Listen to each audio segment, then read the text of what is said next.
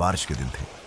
पूरे गांव में नमी, कच्ची सड़कों पर कीचड़ और दरख्तों से पानी। ऐसे ही मौसम में गांव के कोने पर एक छोटी सी दुकान खुली जिस पर बोर्ड लगा था, बाबा जी की जादुई चटनी, चुख के देखो, सब गम भूल जाओगे। पहले तो लोगों ने मजाक समझा, लेकिन फिर बात फैल गई। गांव के दो मशहूर बातूनी, चौधरी अमजद और बख्शी महमूद ने फैसला किया कि वो जाकर खुद देखेंगे। आओ बख्शी, सुना तूने? एक नया बाबा आया है, कहता है उसकी चटनी खाओ तो दुख दर्द सब खत्म।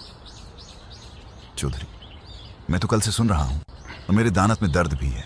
चलो चल के देखते हैं, शायद फायदा ही हो जाए। दोनों झूमते हुए बाबा जी की दुकान पर पहुंचते हैं। सामने एक लंबी दाढ़ी वाले सफेद लिबास में बाबा जी बैठे थे और हिंडिया में कुछ गाढ़ा सौंधी खुशबू वाला आमिजा पका रहे थे। बाबा जी, अस्सलाम वालेकुम, जरा हमें भी चटनी चुखा दीजिए।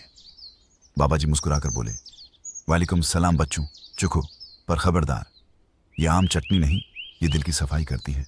जो सच छिपा है सब जबान पर आ जाएगा। दोनों ने कह कहा लगाया, हाँ हाँ हाँ बाबा जी, हम तो सच बोलने के आदी हैं। चटनी के साथ उन्हें बेसन के पकोड़े मिले। जैसे ही उन्होंने पहला नवाला मुंह में डाला, दोनों का चेहरा बदल गया। आंखें चमकने लगीं, दिल हल्का होने लगा और जबान पर सच उबलने लगा।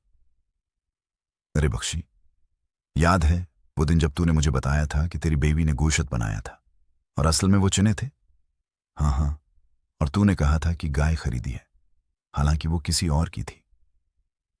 दोनों बेतहाशा हंसने लगे, जैसे सालों का बोझ दिल से उतर गया हो। इसी दौरान गांव के दूसरे लोग भी वहां पहुंच गए। हर कोई चटनी खाता, सच बोलता, हिंसता और दिल हल्का करता। कोई अपनी बीवी की शिकायतें करता, कोई अपने पड़ोसी के राज बताता। ये सब देखकर पुराने चटनी फरोश बंदूलाल जल बन गया। ये बाबा कौन आ गया, मेरी दुकान के दिन ही फेर दिए।